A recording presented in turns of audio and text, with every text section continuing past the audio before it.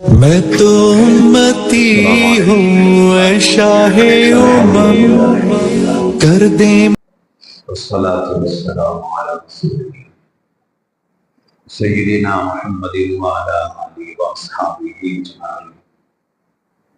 أما بعد فأعوذ بالله من الشيطان الرجيم. بسم الله الرحمن الرحيم.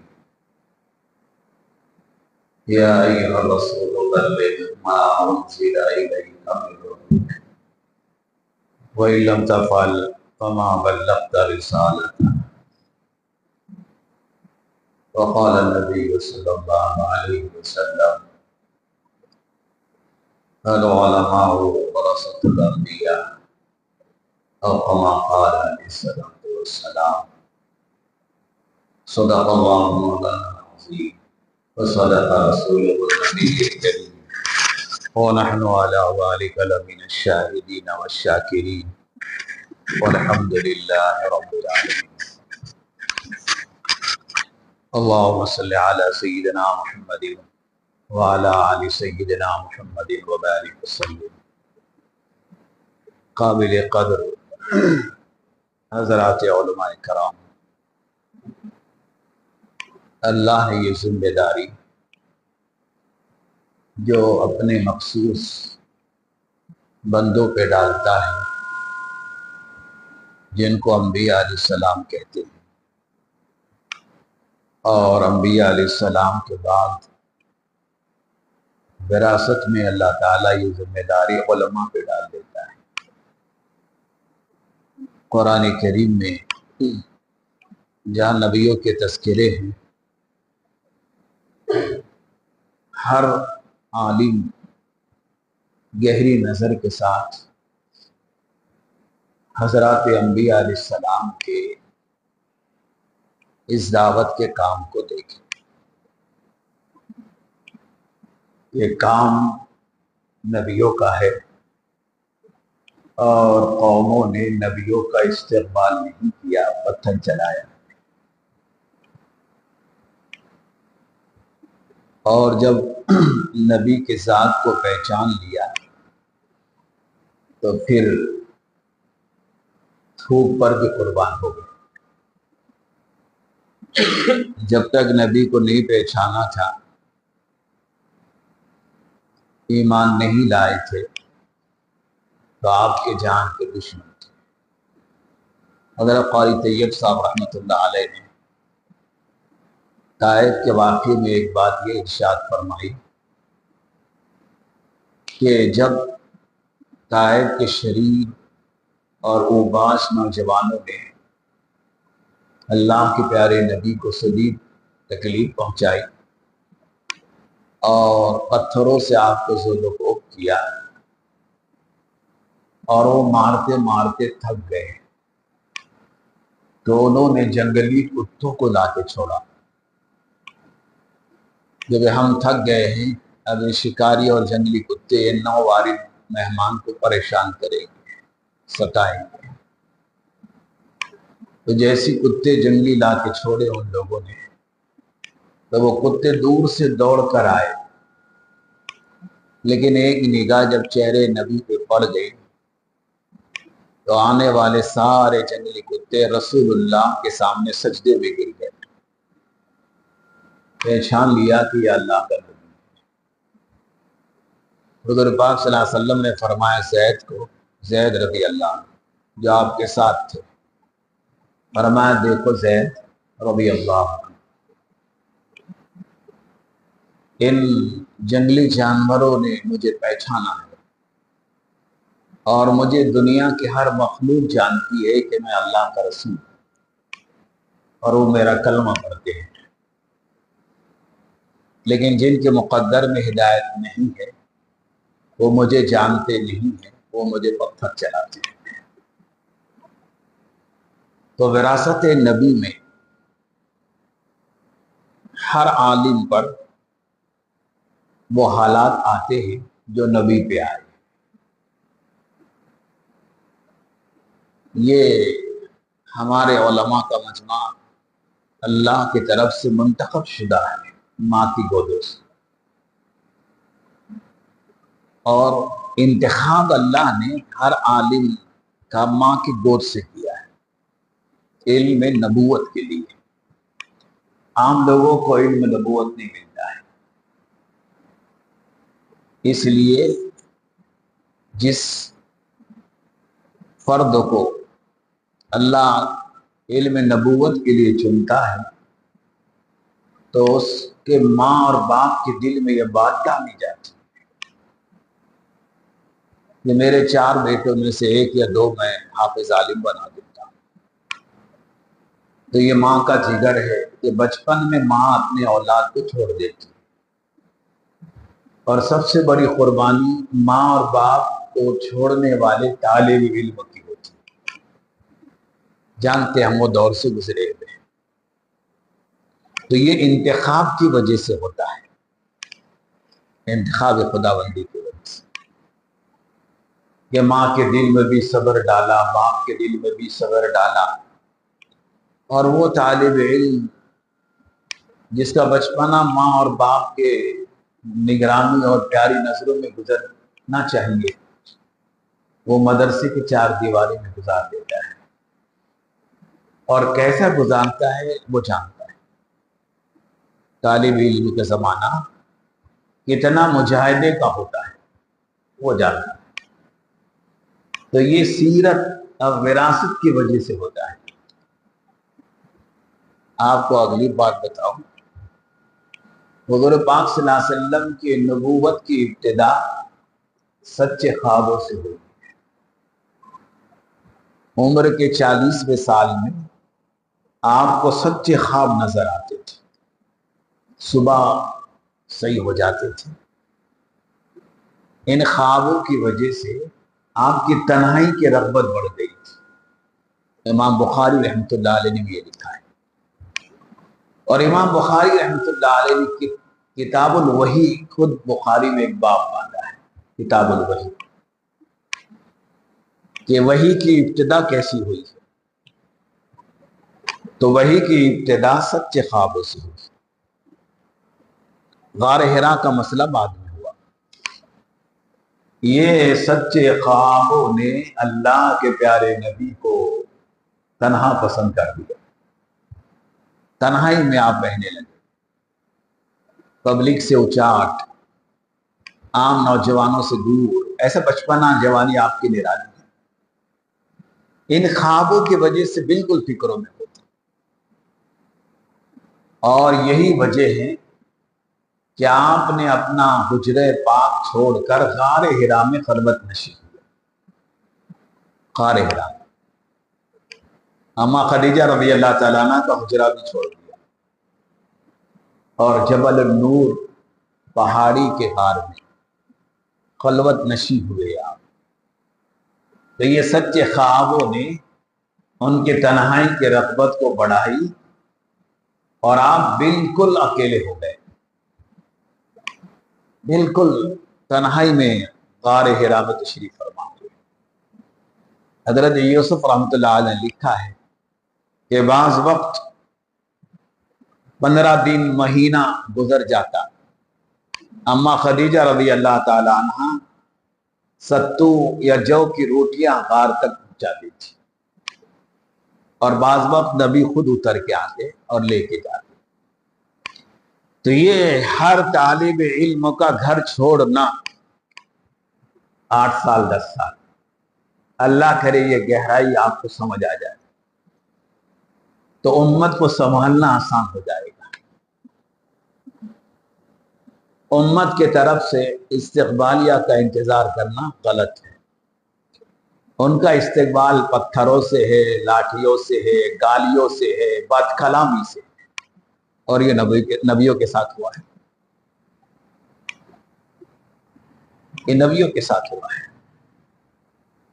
تو نبوت دینے کے لیے خود اللہ کے رحمت والے نبی کو اپنا گھر چھڑایا گیا کہ پہلے وہی الہی کے کلمات اما جان خدیجہ کے حجرے میں تھوڑی اتری. کوئی عالم ثابت نہیں کر سکتا ہے کہ پہلے وہی الہی کی کلمات خدیجہ کے حجرے میں اترے گا, نہیں. غار حرا یہ حجرہ چھوڑا اور 40 دن، مہینہ، 2 مہینے جو بھی آپ نے گزارے، اس حجرے کے چھوڑنے کی برکت اور وہ درد و غم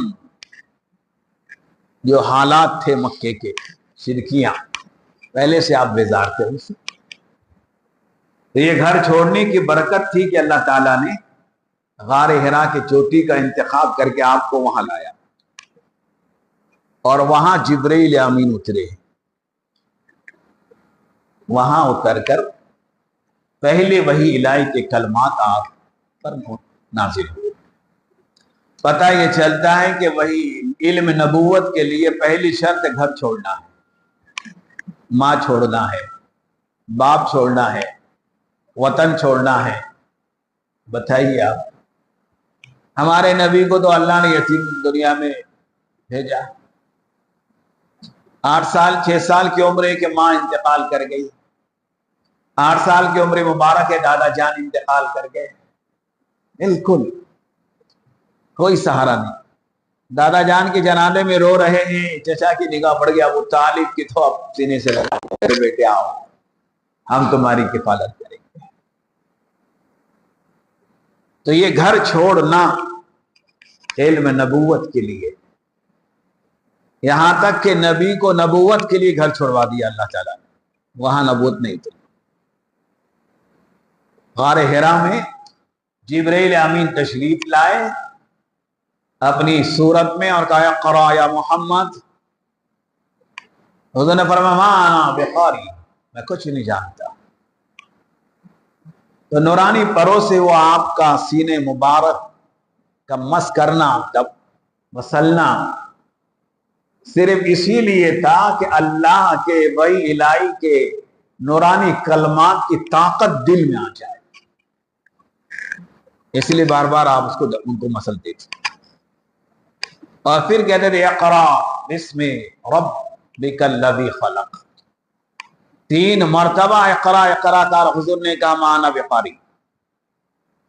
بالآخر آپ نے پڑھا اور اللہ کے نبی کی زبان مبارک پر وہ کلمات آ گئے۔ یہ وہی الہی کے کلمات غار حرا پہ اترے، اور اس سے یہ رموز نکلتا ہے کہ یہ ہمارے علماء منتخب شدہ ہے، جن کو ماں کے گود، اپنا گھر، اپنا وطن سب چھڑوا کر مسجد مدرسے کے 4 دیواری میں بچپن سے جاتا ہے تو جوانی آ جاتی ہے، اور ہر سال ماں کتنے آنسو بہاتی ہے جاتے وقت، سب علم نبوت کی وجہ سے۔ جی چاہتا ہے ماں کا میرا لال گھر رہے، بیٹا بھی چاہتا ہے کہ اب ماں اور بہنوں کی شفقت میں رہوں گا، لیکن وراثت نبی کا انتخاب ہے، اس لیے یہ بھی رو رہا ہے، ماں بھی رو رہی، لیکن جا رہی۔ شعبان کا موسم مدارس میں خوشیوں کا ہے، گھر آنے کی۔ شوال کا موسم جب گھر سے نکلتا ہے طالب علم تو اس سے پوچھنا یہ کیوں ہوا؟ جانتے ہیں آپ لوگ ہماری ماؤں کی قربانیاں، غربت اور تنگ دستی میں اپنے بیٹے کو تیار کر دینا،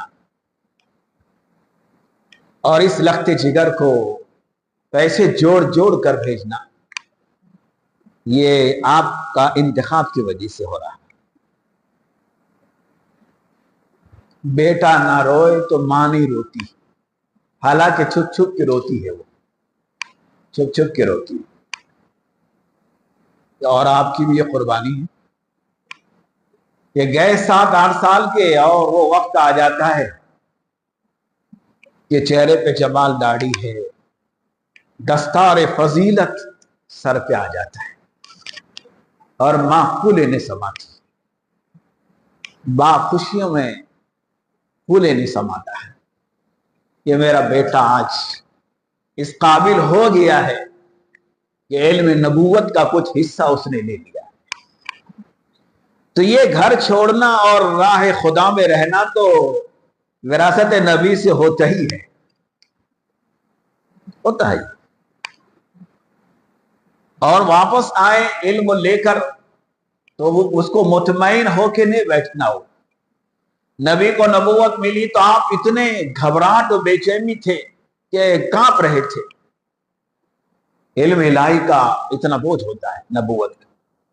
دندان مبارک بج رہے تھے, پیشانی مبارک پر پسینے کے قطرے ٹپک رہے تھے, سردی کا زمانہ تھا. آپ ہی کا زنبلونی خدیجہ رضی اللہ عنہ, مجھے کمبل اڑا, اپنی جان کا خطرہ ہے, اتنی ذمہ داری. لیکن اللہ کروڑا رحمتیں میری ماں خدیجہ رضی اللہ عنہ کے مزار پرانوان کو اتارے. پورے 1,24,000 انبیاء میں ایک ہی نبی کی بیوی ایسی ہے جس نے اتنی ڈھارس بندائی ہے وقت کے نبی کی کہ فوراً چٹائی بچھا کے لٹا کر سر مبارک کو گود میں لے کر واللہ کہہ کر بات شروع کی, اور ایسی تسلی آمیز بات کر دی کہ اللہ آپ کو ضائع نہیں کرے گا, اللہ آپ کو برباد نہیں کرے گا. آپ تو وہ ہیں یتیموں کے والی ہے, غریبوں کی خدمت کرنے والے ہیں, بھوکوں کو کھلانے والے ہیں, ننگوں کو کپڑا پہنانے والے ہیں, اللہ آپ کو ضائع نہیں کرے گا. پیارا نبی کہتا ہے خدیجہ تیری باتوں سے میرا دل اوپر آ گیا, یعنی تسلی ہو گئی. صرف پورے 1,24,000 انبیاء کے بیوے میں اما خدیجہ کی یہ شان ہے. اور آئے تو کیا اطمینان سے بیٹھے. ورقہ بن نوفل نے دیکھتی کیا کہا تھا, بولو قوم یا ابن ام کیا ہوا, کہا یہ ہوا غار حرا میں, اور واقعہ سنایا تو ورقہ بن نوفل نے کہا خدیجہ تجھے مبارک ہو, تیرا شوہر آخری نبی ہے اللہ کا. اور خود رونے لگے ورقہ بن نوفل رضی اللہ. ورقہ بن نوفل خود رونے لگے. روتے روتے حضور نے فرمایا چچا جان آپ کیوں روتے ہیں, کیا میری باتوں سے آپ کو تکلیف پہنچی ہے؟ کہا نہیں بیٹا, تمہاری باتوں سے تکلیف نہیں پہنچی, مجھے اپنی بدقسمتی پہ رونا آ رہا ہے. کاش میں جوان ہوتا, تیرا معین و مددگار ہوتا, جب مکے والے تجھے پتھر مارتے, تیرے راہ میں کانٹے بچھاتے, تیرے شان میں گستاخی کرتے, اور تیرے اپنے لوگ تجھے اتنی بے دردگی سے جو مارتے, کاش میں جوان ہوتا تیرا ساتھ دیتا. تو حضور نے کہا یا میرے چچا اماں کیا مجھے اپنے والے ماریں گے اور پتھر چلائیں گے, مکے سے نکال دیں گے؟ کہا ہاں بیٹا, ہر نبی کے ساتھ یہ ہوا, تیرے ساتھ بھی یہ ہوا.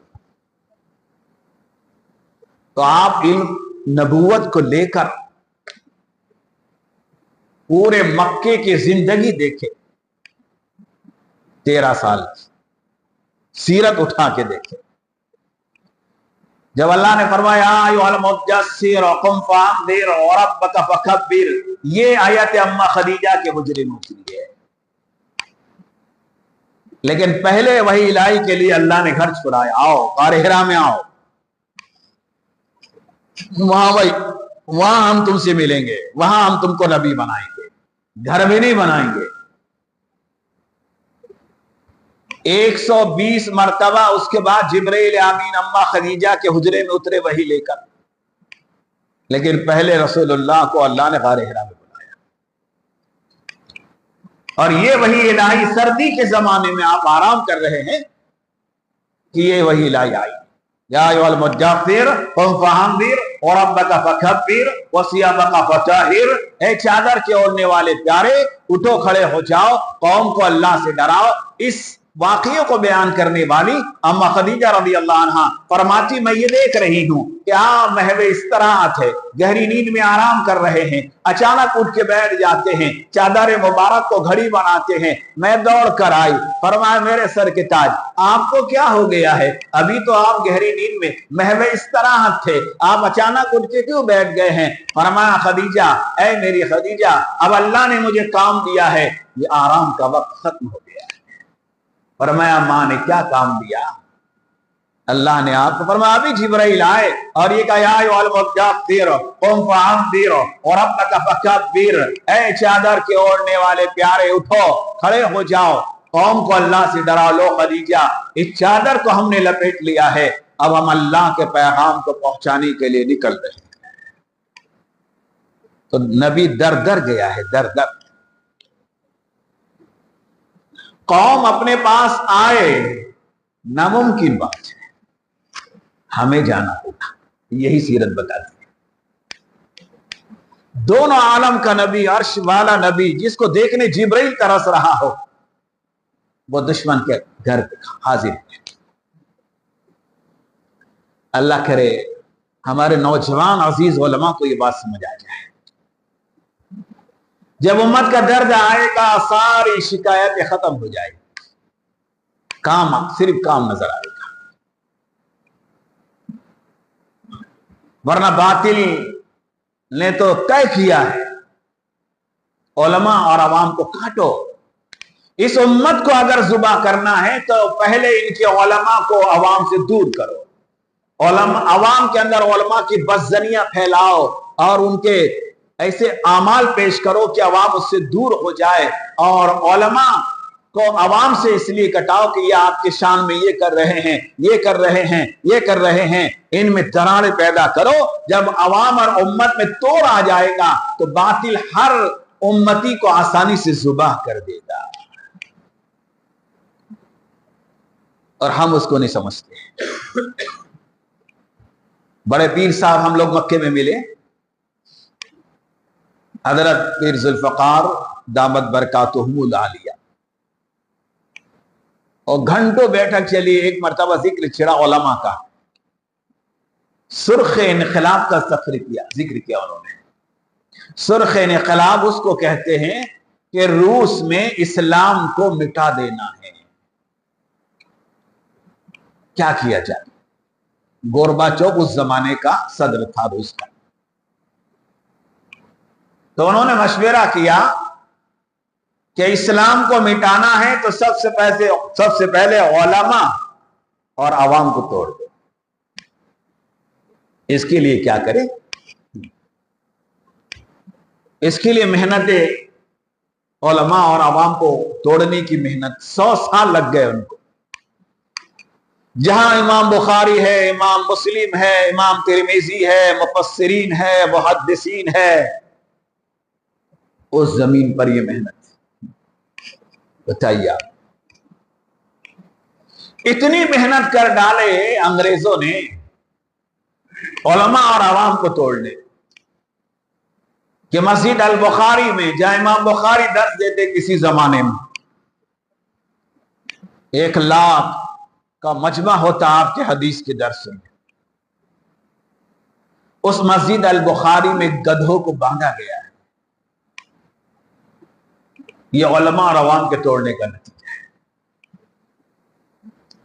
उस सुर्ख इनकलाब में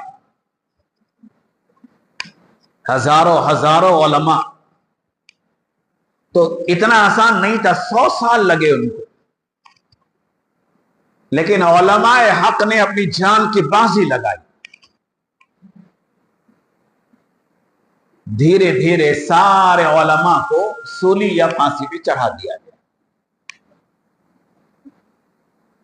हजरत फरमाते ये कब्रिस्तान मुझे ले गए, रूस में पहाड़ की टेकरी है, और वो गंज शहीदा का टेकरा था। वो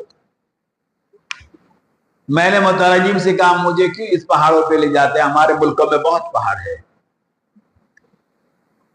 मुतरजिम ने कहा मैं जो पहाड़ पे ले जा रहा हूं ये पहाड़ में, ये गंज शहीदा है, ये उलमा की कब्रें हैं यहाँ। उस पहाड़ पे हजरत कहते मैं चढ़ा तो पूरी दूर से खुशबू आ रही थी। उनका ये तो अजीब पहाड़ है।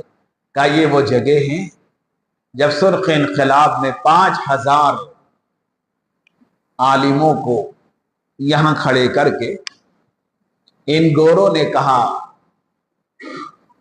इस्लाम की मुखालफत में फतवे दो,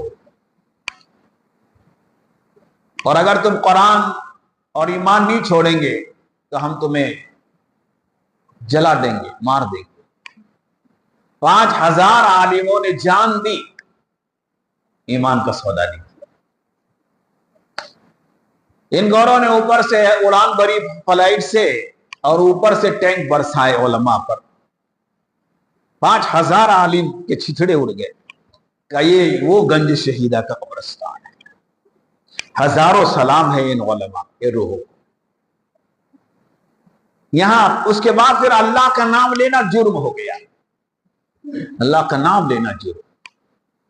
جو مسلمان اپنے ایمان کو بچانا چاہے اس زمانے میں تو اپنے گھروں کے اوپر شراب کی دکانیں، ڈانس بار، ناچنے والی لڑکیوں کو رکھا، نیچے انڈر گراؤنڈ تہ خانوں میں چھپ چھپ کے انہوں نے اپنے ایمان کو بچایا.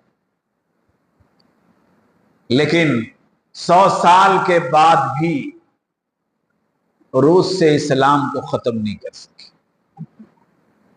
وہ سمجھ رہے تھے ہم نے اسلام ختم کر دیا، قرآن کو مٹا دیا. اللہ تعالیٰ نے اس زمانے میں دعوت و تبلیغ کی محنت جاری کی، اور ہمارا ایک ملک ہے پڑوس کا جہاں کے علماء اٹھے اور روس سے ٹکر لی اور روس کو ٹکڑے ٹکڑے کر کے کئی علاقوں میں بانٹ دیا 100 سال کے بعد. توڑا ان کو، لی پورے علماء کی جماعت تھی. اور ابتدائی زمانے میں جب پہلی جماعت روس کے علاقوں میں پہنچی ہے، عجیب اس کی کارگزاریاں حضرت شیخ زکریا رحمۃ اللہ نے لکھی ہے. آج روس میں 7 ملک اسلامی ملک ہیں، ہر مسجد آباد ہے. جتنے علماء شہید کیے سے 10 پر زیادہ علماء موجود ہیں. وہ وفد ہمارے ملک میں بھی آیا تھا. یہ ملک ہندوستان میں بھی یہ کرو. 1857 میں انہیں تجربہ کیا اور روس کا وفد یہاں آیا. یہاں کے عوام اور علماء کو کیسے توڑے. 1857 کی جنگ آزادی میں ہمارے علماء کا وہ کردار تھا، اور علماء اکرام نے وہ کام کر کے بتایا تھا کہ آج بھی یہ حکومت انہی علماء کی جماعت سے خوف زدہ ہے. آج بھی خوف زدہ ہے. انہوں نے بھاپا کہ یہ کر رہے ہیں، علماء اور عوام کو کاٹنا چاہ رہے ہیں. فوراً دینی مدارس کی بنیاد ڈالی، دارالعلوم دیوبند کی بنیاد ڈالی، نہضت العلماء کی بنیاد ڈالی، مظاہر کی بنیاد ڈالی، گجرات کی مدارس کی بنیادیں پڑتی ہی چلی. جب تک کہ یہ ملانے مسجدوں کو آباد کر کے مکاتب دینیہ کی بنیاد ڈالیں گے اور چٹائی پہ بیٹھ کر اس علم نبوت کو دیہات اور شہر اور گلی در گلی میں دیں گے، کبھی بھی اس امت کو کوئی باطل زبان نہیں کر سکتا. صرف آپس میں وہ جو ہے مجتمع رہے، ان کا آپس کا جوڑ رہے. حضرت ہمارے مدنی رحمت اللہ علیہ، حسین مدنی رحمت اللہ علیہ، یہی وجہ تھے تو ملک ہند چھوڑ کے ہجرت کی تھی نا. ہندوستان کو چھوڑا غدر کی لڑائی میں، ہجرت کی حاجی امداد اللہ مہاجر مکی نے، مولانا حسین مدنی رحمت اللہ علیہ نے، مولانا خلیل احمد سہارنپوری رحمت اللہ علیہ نے مدینے کی ہجرت کی. اور وارن جب آئے، مدینے میں وارن پہنچ گیا تھا مولانا حسین مدنی رحمت اللہ علیہ کا. یہ ان کو مدینے سے اٹھاؤ، گرفتار کرو، ہندوستان لا پھانسی دینا ہے ان کو. تو آخری تار جب وارنٹ آیا ہے تو آپ مسجد نبوی میں درس بخاری 18 سال تک مولانا حسین مدنی رحمت اللہ علیہ نے دی ہے، روضے رسول کے سامنے 18 سال تک. اور جب یہ تار آیا ہے اور مدینہ چھوڑنے کا وقت آ گیا تو روضے رسول کے سامنے کھڑے ہو کے رو رہے ہیں کہ اب یہ میرے نبی کا روضہ مجھ سے چھوٹنے والا ہے. لیکن روضے رسول کے پاس کھڑے ہو کے دعائیں مانگنے لگے. حدیث میں آتا ہے روضے رسول پر جو دعا مانگے قبول ہوتی. تو آپ نے دعا مانگی، اپنے ملک ہندوستان میں پھانسی انگریز دینے والا ہے تو اللہ کے سامنے کیسے آبزاری کی رسول اللہ کے توسل سے، اور آپ کے مزار قرآنوار کو دیکھ کے رو کے رہے. اور پھر کہا رسول اللہ کے مزار کو دیکھ کر कहते सलामत रहे तेरे रोज़े का मंजर, चमकती रहे तेरे रोज़े की जाली। पूरा बातिल तो इस रोज़े का दुश्मन है, इसको ढहाना चाहता है। पीछे तारीख गुजरी है कि रोज़े अनवर के जिस्म अत्थर तक लोग पहुंचे हैं। कि मेरी दुआ ये है मेरे नबी का रोज़ा क़यामत तक चमके, सलामत रहे तेरे रोज़े की जाली, चमकता रहे तेरे रोज़े का मंजर। इलाही हमें भी अता हो शौक़ अबू ज़र, इलाही हमें भी अता हो जज्बे बिलाली। अब तो मैं जा रहा हूं, तुझे छोड़ना तो जी नहीं चाहता है, लेकिन मैं तो बिलाल का वारिस हूं। शौक़ अबू ज़र देना मुझे और बिलाल की जुर्रत दे देना मुझे, ताकि आपके दीन पर कतरा कतरा कुर्बान कर सके। मैं एक आलिम की शान बयान करूं। या शार पढ़ के लौटे हैं और मुल्क में आए हैं और जस्टिस ने फांसी की सजा सुनाई कि मुल्जिम हुसैन मदनी तुम्हें फांसी दी जा रही जुर्म पर के तुम अंग्रेज के गद्दार हो, तुमने जिहाद का फतवा दिया, वापस ले लो, जान बख्श दी जाएंगी। का पहले वही फतवा था, अब भी है, आइंदा भी वही रहेगा। हम बिलाल के वारिस है, दीन के लिए अपनी जान न्यौछावर करेंगे, वही मेरा फतवा रहेगा। मैंने कहा इसकी सजा जानता है? का सजा जानता हूं, इसलिए अंग्रेजी कुत्ते कफन भी देवबंद से साथ में लाया, मुझे तेरे कफन की भी जरूरत नहीं। मौलाना मोहम्मद अली जौहर उनके कदमों में गिर गए। तावील का कोई तावील नहीं। इतना रोब था पूरे हाल में कि अंग्रेज घबरा गया, फांसी की सजा कैद में बदल दिया। और यही मौलाना हुसैन मदनी रहमतुल्लाह अलैह है, जिन्होंने सबसे ज्यादा दर्द भरे बयान मौलाना इलियास रहमतुल्लाह अलैह की सोहबत में दावत और तबलीग के, हिमायत में कुरान और हदीस के दलाइल के साथ दिए।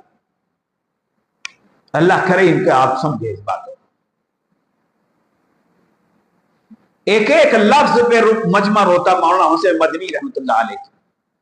पहला जलसा जो मेवात का हुआ दावत और तबलीग का तारीख में 1926 में,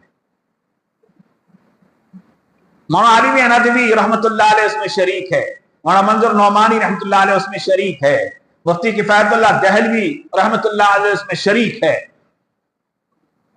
अली नदवी रहमतुल्लाह अलैह के तासुरात में उन्होंने लिखा है कि मैंने ये पहला खिताब हुसैन मदनी का सुना है जिसके हर लफ्ज पे मजमा रो रहा था, जब आप कुरान और हदीस से दावत के तायीर फरमाकर मजमे को खड़ा कर रहे थे। इसलिए मौलाना मंजूर नौमानी ने ये कहा, एक मरतबा हम निजामुद्दीन गए,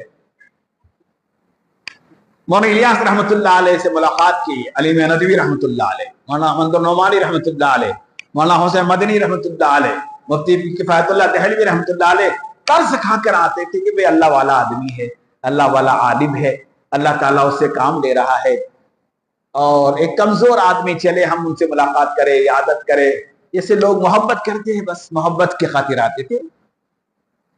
जब वो मुलाकात के लिए आए तो हजरत जी वही हुजरे में जहां अभी मौलाना साहब दामद बरकातुहुमुल आलिया बैत कराते हैं, वहां तशरीफ फरमा। अपने खाट पे लेटे हुए थे, ज़ईफ़ी का आलम था, बनियन पे था। सारे उलमा इयादत कर रहे, हजरत दहलवी के नाम से आपको जानते थे। हजरत ने उनको सबको बिठाया, अंदर गए, जो बंडी थी वो भी उतार दिया, اور ہاتھ میں ایک چھرا لایا. لوگ پریشان ہیں, یہ کیا ہے؟ حضرت نے بنیان بھی اتاری, چھرا ہاتھ میں لا لیا, یہ کیا ہے؟ لیکن آ کے بیٹھ گئے اور بیٹھ کر ان علماء کی جماعت سے کہا, تم میرے بڑے علماء ہو, دنیا پہ تمہارے علم کا سکہ ہے, ہندوستان پہ نہیں, دنیا پر, عرب اور عجم پر. بتاؤ میں یہ جو کام کر رہا ہوں قرآن اور حدیث کے رو سے صحیح ہے یا غلط ہے؟ سوال کیا. سارے علماء نے کہا حضرت بہت تحقیق کیا, ہم نے گشت پہ تحقیق کیا, ان ملاقاتوں پہ تحقیق کیا, اور ہر چیز ہمیں قرآن اور حدیث یہ نظر آئی, اور یہ آپ جو کام کر رہے ہیں وہ حق ہے. تو حضرت نے فرمایا ان سے, اگر یہ کام حق ہے اور قرآن اور حدیث سے حق ہے تو آپ میرے معاون و مددگار بن جاؤ, آپ میرا ساتھ دو. اور اگر قرآن اور حدیث آپ کے نگاہ میں ہیں, اس کے رو سے اگر یہ کام غلط ہے تو میں یہ چھرا تمہیں دیتا ہوں, تم مجھے قتل کر دو, روح نکلنے سے پہلے میں معاف کروں گا, خدا نہ خواستہ میرے وجہ سے کوئی نیا فتنہ آئے تو یہی ختم ہو جائے. سارے علماء نے کہا نہیں حضرت. تو کہا ٹھیک ہے آپ ہمارے معاون بنے. کہاں معاون بنیں گے آپ؟ پھر مولانا حسین مدنی رحمت اللہ علیہ نے حضرت کے معیت میں سفر کیے, اور مفتی کفایت اللہ دہلوی رحمت اللہ علیہ نے پہلا 10 دن بھوپال میں لگایا.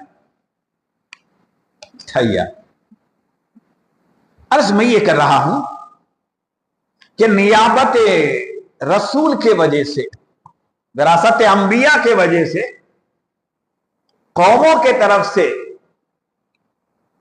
الزامات, مغلظات, گستاخیاں ہوتی ہیں. اسلاف پر نگاہ ڈالے, اسلاف پہ نگاہ ڈالے. آپ کو گہرائی کی باتیں بتا دوں, اگر یہ علم ہمارا اب بھی خیر اور دعوت پہ نہ لگے از خود شر پہ چلا جائے گا. اور جتنی بھی خیر دنیا میں آئی ہے علماء کی زبان یا قلم سے آئی ہے, دعوت و تبلیغ کی ہو یا کوئی. اور اللہ ہماری حفاظت کرے, جتنے بھی فتنے اٹھے ہیں ہمارے علم کے غلط استعمال سے, علماء سے اٹھے. فتنہ اکبری دیکھے, دین الہی کا فتنہ, دین الہی کا فتنے کے بانی ہیں 9 رتن 9 بڑے عالم. بتائیے 300 سال تک اس ملک میں ارتداد چلا اس کے وجہ سے. اور سیدنا عثمان غنی رضی اللہ عنہ کے وہ جو زمانہ ہے جب باغیوں نے سر اٹھایا ہے, تو یہ باغی کون ہیں؟ کس نے بغاوت کے یہ بیج بوئے ہیں؟ عبداللہ بن سبا کون ہیں؟ عالم ہے, عالم عبداللہ بن سبا, یہود کا بڑا, اور مصر سے آیا ہے اور مدینے میں پڑاؤ ڈالا ہے. کئی سال تک مدینے میں رہ کر ماحول بنایا, خلیفۃ المسلمین کے خلاف بغاوت کا ماحول بنا دیا. جو عثمان ذی النورین رضی اللہ عنہ ہے, جو جامعہ القرآن ہے, جو دنیا میں جنتی ہونے کی بشارت اللہ کے نبی نے انہیں دیا ہے, کامل حیا والایمان وہ ہے, اس کی زبان سے وہ فتنہ کہ بڑے بڑے صحابہ اس سے متاثر ہو گئے. کون ہے ممبر رسول سے اتارنے والا؟ عثمان غنی رضی اللہ عنہ, غیر ایمان والا. بتائیے, داڑھی پکڑ کے اتار دیے. کون ہے حجرے میں 40 دن دانا پانی بند کر کے رکھنے والا؟ آپ چاہتے بڑے بڑے صحابہ آپ کے پاس جاتے, علی رضی اللہ عنہ اور ابی بن کعب اور بڑے بڑے کہتے یا امیر المومنین ان باغیوں کو کچل دو، ہمیں اجازت دو، پورا مدینہ آپ کے ساتھ میں۔ کہا نہیں، رسول اللہ کی امت کو سنبھالنا ہے، میں چاہتا ہوں کہ میرے زندگی میں مدینے میں خون نہ بہے، مجھے امت کو سنبھالنا ہے، چاہے اپنی جان قربان ہو جائے۔ کیا سنبھالا امت کو، کیسی جان دی اپنی۔ جس عثمان رضی اللہ عنہ نے خرید کر کنواں ان پر وقف کیا، ان پر انہی نے پانی بند کر دیا، دانا بند کر دیا، کیسے امت کو سنبھالا۔ ایک اعلان ہوتا پورا مدینے میں، سارے باغیوں کو قتل کر دیا جاتا تھا، لیکن کہا رسول اللہ کی امت ہے یہ، میں نہیں چاہتا ان پہ تلوار چلے، یہ گری پڑی اور کٹی پٹی امت ہے، جوہلا ہے، جانتے ہی نہیں علماء کیا ہے، سب جوہلاء کرام کی ایک جماعت ہے، اور ہم نہ گھسے علماء، ان جاہلوں کے اندر کیسے علم آئے گا؟ ان جوہلا کو علماء کی قدر کے، اور علماء کو اپنے علم کی قدر بھی نہیں آئے گی جب تک کہ جوہلا میں نہ گھسے ہو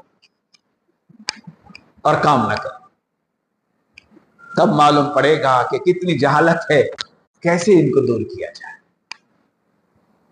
تو یہ عثمان غنی رضی اللہ عنہ شہید، ان کو شہید کرنے والے، عجیب بات لکھی ہے تاریخ اسلام میں، سب سے پہلے عثمان غنی رضی اللہ عنہ کی داڑھی جس نے پکڑا ہے شہید کرنے کے لیے، عبداللہ ابن ابی بکر کے رضی اللہ عنہ۔ آپ نے کہا بیٹا تمہارا باپ زندہ ہوتا تو یہ کام نہیں کرتا، فوراً چھوڑ دیا، کہا مجھے معاف کر دیجیے، اور باہر نکل۔ دشمن پیچھے سے آ گئے، حسن حسین رضی اللہ عنہ آگے سے پہرا دے رہے، تو جو جامع القرآن ہے، کامل الحیاء والایمان ہے، امت نے انہیں کیا دیا؟ بالآخر قرآن کی تلاوت کرتے ہوئے یہ بھی نہ جانا کہ قرآن پڑھ رہے ہیں، اور شہید کر کے قرآن پہ گرے ہیں آپ۔ میں نے وہ قرآن دیکھ کر آیا ہوں، آج تک اس قرآن کریم پر عثمان غنی کے خون کے دھبے ہیں۔ فَسَيَكْفِيكَهُمُ اللَّهُ وَهُوَ السَّمِيعُ الْعَلِيمُ پر آپ گر گئے تھے، اور وہ خون پورا اوراق خون سے بھرے ہوئے ہیں، امت نے یہ دیا ان کو، اور یہی فتنے کا ایک بانی ہے، ایسی بنیاد ڈالا علم کی صلاحیت و بلاغت پر کہ صحابہ کے دل متزلزل کیا۔ پھر حضرت علی رضی اللہ عنہ کو شہید کرانا، امام حسن رضی اللہ عنہ کو زہر دینا، اور امیر معاویہ رضی اللہ عنہ کے وفات سے قبل یزید کو بھڑکانا، سمجھیے آپ یہ تاریخ، یہاں تک کہ میدان کربلا میں آل نبی کے 72 سروں کو تن سے جدا کر دیا۔ امت، ہمارے اسلاف کو امت نے یہ دی ہے، اور ہمارے اسلاف نے جانوں کو قربان کر کے امت کی حفاظت کی ہے، بس یہ دیکھنا ہوگا۔ امت کے جانب سے اہلاً سہلاً مرحبا کا نعرہ نہیں سننے کو ملے گا، ہمیں گھسنا ہوگا۔ وراثت میں تعلیم ہے، تبلیغ ہے، تزکیہ ہے، تلاوت ہے، سب ہمارے کام ہے، اور ہم سب ایک دوسرے کے معاون ہیں، مخالف نہیں ہے، سب معاون بنے، اور اس دور حاضر کے فتنے کو جانے اور اس امت پہ رحم کھا لے۔ جہاں جہاں کے علماء اور ائمہ فکر مند ہے، ان بستیوں کے عجیب نورانی ماحول ہے، نورانی ماحول ہے۔ کتنے علماء ایسے ہیں ہزاروں قوم کی طرف سے ان پر مغلظات ہے، سختیاں ہیں، وہ مسکراتے مسکراتے جوہلا میں چلتے ہیں۔ خود خالد بن ولید رضی اللہ تعالیٰ عنہ کے بارے میں سیرت میں آتا ہے، سیرت حلبیہ میں 350 مرتبہ اللہ کا پیارا نبی گھر گیا ان کے، اور ہر مرتبہ اتنی سخت گالیاں بک کر نکالی ہے کہ دوبارہ ان کو یقین تھا نہیں آئے گا، پھر آتے۔ فتح مکہ تک بھی ایمان بھی لائے خالد بن ولید رضی اللہ عنہ، لیکن حضور نے ان کو چھوڑا نہیں۔ پہنچے مدینے، ہجرت کے بعد ان کے بڑے بھائی آئے، پہلے وہ ایمان لائے۔ حضور نے ان سے پوچھا بھائی خالد کیسا ہے؟ کہا نہ پوچھئے، آپ کے شان میں گستاخی کر رہا ہے۔ سب سے زیادہ اگر کوئی پلان بنا رہا ہے ابو جہل کے بعد تو خالد ہے۔ تو حضور نے کہا نہیں، خالد سمجھدار ہے، خالد سے میرا سلام کہو، اللہ اس سے کام لے گا۔ کیا نبی ہے جی، کتنا حلم ہے! تو نبی کے حلم سے وراثت میں عالم کو حلم ملا، صبر ملا، علم ملا، حلم ملا، صبر ملا۔ جب خالد بن ولید کے بھائی مکہ آئے تو یہ اپنے جہالت کے زمانے میں وہی ترکش لیے، تیر لیے، شکار کے لیے نکلے، راہ میں مل گئے۔ کہا بھیا تم کہاں سے آئے؟ کہا میں اس ہستی کے پاس سے آ رہا ہوں جس کے پاس جبرائیل بھی ادب سے بیٹھتا ہے، یعنی محمد رسول اللہ۔ جیسے محمد کا نام سنا تو گالیاں بکنا شروع کی خالد نے۔ کہا ہے خاموش ہو جا خالد کو۔ بھائی نے کہا خاموش ہو، میں اس نبی پہ ایمان لایا ہوں، اور وہ نبی جس کو تو گالیاں بک رہا ہے تیری تعریف کر رہا ہے، تیرا بڑا بہادر ہے، اللہ اس سے کام لے گا۔ اور وہ خالد بہت ہوشیار ہے، اتنا سننا تھا خالد کانپنے لگ گئے، تلوار ہاتھ سے چھوٹ گئی۔ فرمایا بھیا کیا وہ کہہ رہا ہے محمد؟ کہا تیری تعریف کر رہا ہے اور تو اس کے خیال میں گستاخی کر رہا ہے۔ کہا ٹھیک ہے بھیا، اب میں گھر نہیں جا رہا ہوں، اب یہیں سے مدینہ جا رہا ہوں۔ اور اپنے 2 دوست بڑے مکے کے ساتھ میں لیا، مدینے کی طرف اپنے گھوڑوں کو دوڑایا۔ بالآخر مدینہ پہنچے پیارے نبی آقا رحمت صلی اللہ علیہ وسلم کی خدمت میں، مسجد نبوی میں آئے تو نقاب تھا، نقاب کھولا تو لوگوں نے دیکھا خالد ہے، خالد ہے۔ تو خالد رضی اللہ عنہ کو دیکھتے ہی صحابہ سنبھل گئے، تلواریں سنبھالی۔ عمر بن خطاب رضی اللہ عنہ نے خالد آیا ہے، نہ جانے کیا سلوک کر دے گا نبی کے سامنے۔ حضور نے کہا عمر رضی اللہ عنہ خالد آیا نہیں، بھیجا گیا ہے، اپنی تلوار کو نیام میں رکھو۔ تو یہ نبی کا صبر اور حلم کام آیا نہیں آیا؟ بولو خالد کیسے آئے؟ رونے لگے خالد رضی اللہ۔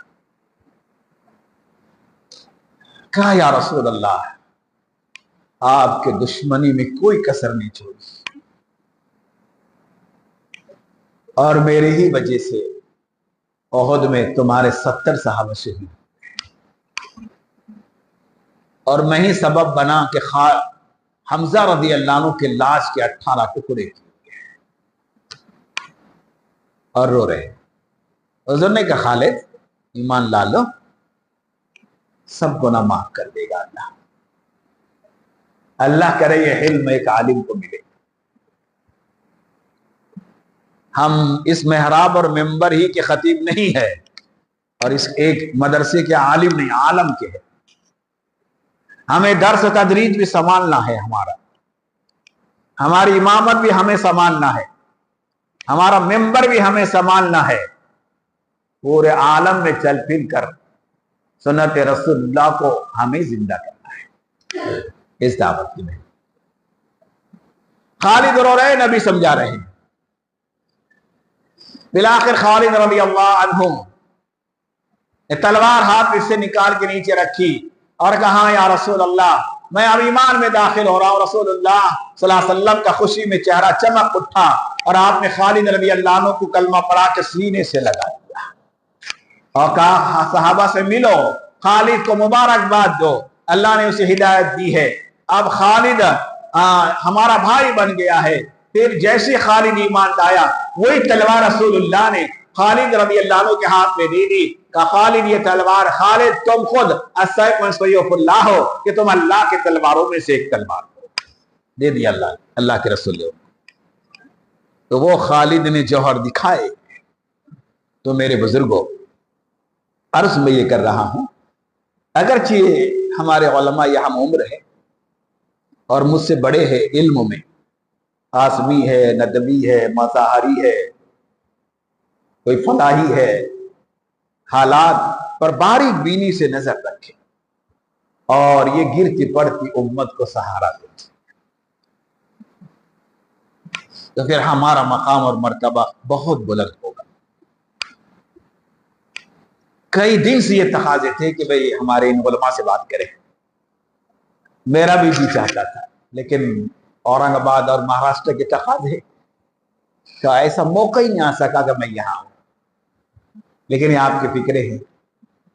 اللہ کرے، مجھے امید ہے کہ آپ اس امت کو سہارا دیں گے انشاءاللہ، اپنے منبر و محراب سے دو، اپنے درس و تدریس سے دو، اور اپنے دعوت کے میدان سے دو۔ ہمارا ہر بڑا مشائخ اس وقت امت کے اس حالات پہ بڑا متفقر ہے۔ وہ اہل اللہ جو ہمارے بڑے مشائخ ہیں، خانقاہوں کی لین کی ان کی دھوم ہے، اس وقت امت کے درد میں وہ بھی بے چین،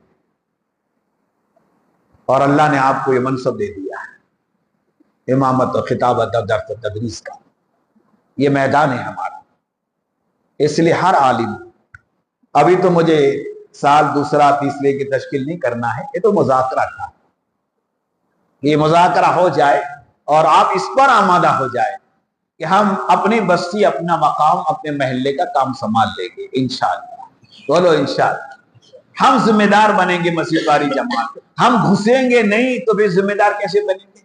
گھسو اندر۔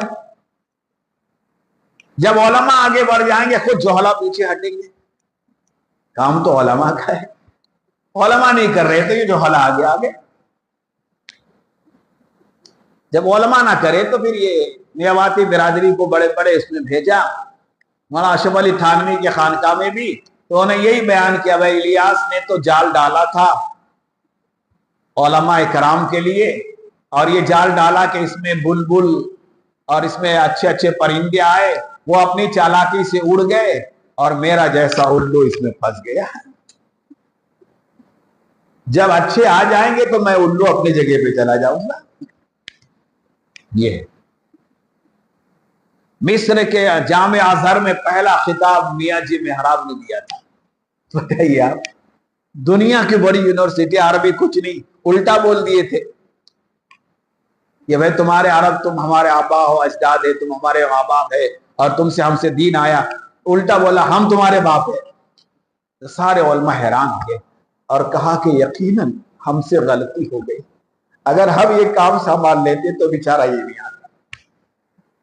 پھر علماء مصر اٹھے، اور آج مصر میں عجیب کام ہے، ترکی میں عجیب کام ہے۔ میں حج میں بہت ملاد مصریوں سے، ترکیوں سے ہر سال، اور حضرت سے، مجھے زامبیا میں حضرت نے ایک دفعہ دعوت دی، جب اس سے بند ہو گیا خانقاہ، تو ایک چارٹ دیا تھا، اس میں فضائل اعمال کی تعلیم مختص تھی کہ آدھا گھنٹہ یہی دو، اور تبلیغ کی نصیحتیں کہ یہ کرو، پھر اس میں وقت لگاؤ، پھر اس میں وقت لگاؤ۔ تو ہم اپنے پورے کام کریں، لیکن دعوت کے کام کو مقدم سمجھیں، کریں گے بھائی انشاءاللہ۔